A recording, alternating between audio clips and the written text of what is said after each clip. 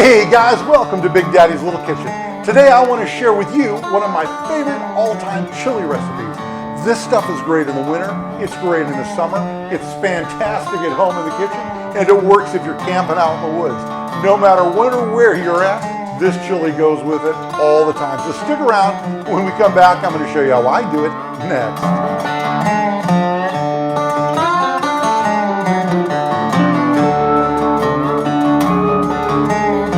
Hey guys, let's start off this recipe using washed bell pepper. We're going to coarsely chop this after we remove all the seeds. You'll want to go ahead, be careful obviously, not to nick your fingers. This recipe is not only tasty, but it's absolutely simple and fun to make. Once you get all these peppers chopped up, we're going to go ahead and we're going to start with either a white or yellow onion, and I like to keep a little tiny Texas bowl here to put all my ingredients in as I continue down the road with this recipe.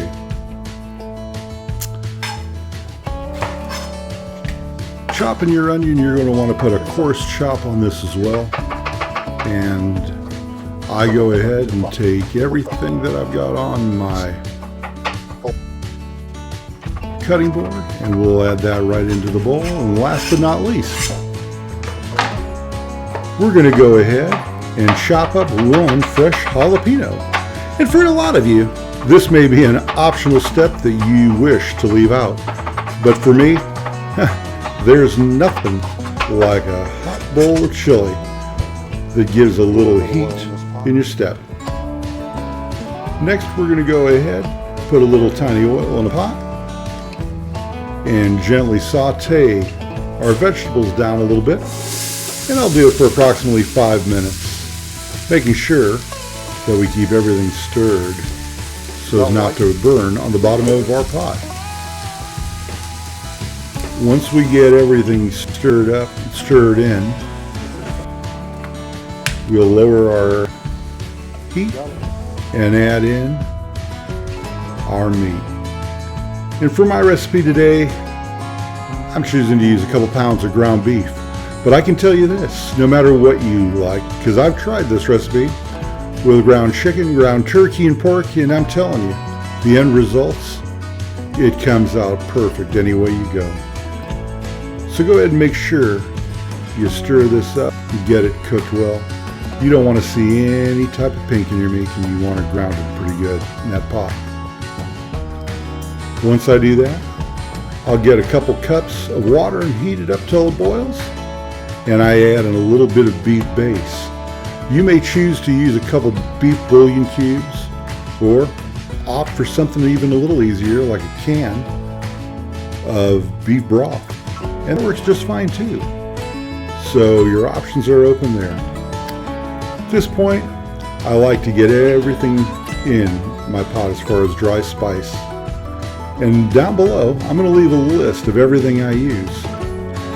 But remember, this is absolutely a starting point for some of you, because you're going to want to taste this before you finish with the recipe at the end. And if you need a little bit of more salt or a little more paprika or a little bit more garlic powder, obviously that's the time to add it. And like always, if there's an ingredient you don't care for, well, leave that out and make this chili yours. But there is one ingredient that I must say, if you leave it out, you're really missing out. And I'm getting ready to show you something here that you may think, I don't know that I want to do that, but trust me, the richness that this adds is undeniably delicious. And that ingredient is unsweetened cocoa. You put a little bit of that in your chili mix, and trust me, it's going to make a difference that you never knew you missed before.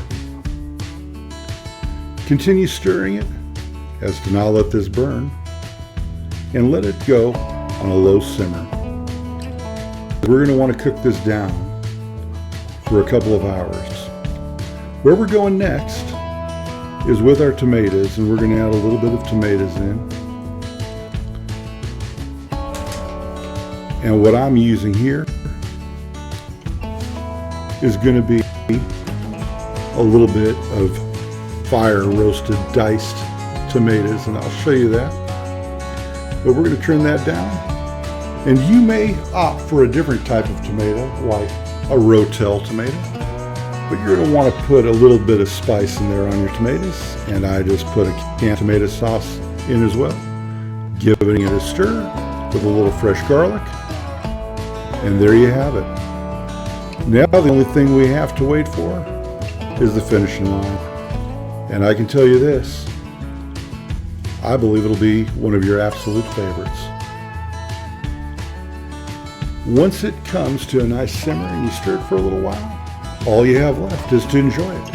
And whether it's on hot dogs, noodles, or chips, or just in a bowl by itself, this favorite is something you'll enjoy all year round. Don't forget to like, share, and subscribe. And thanks for watching.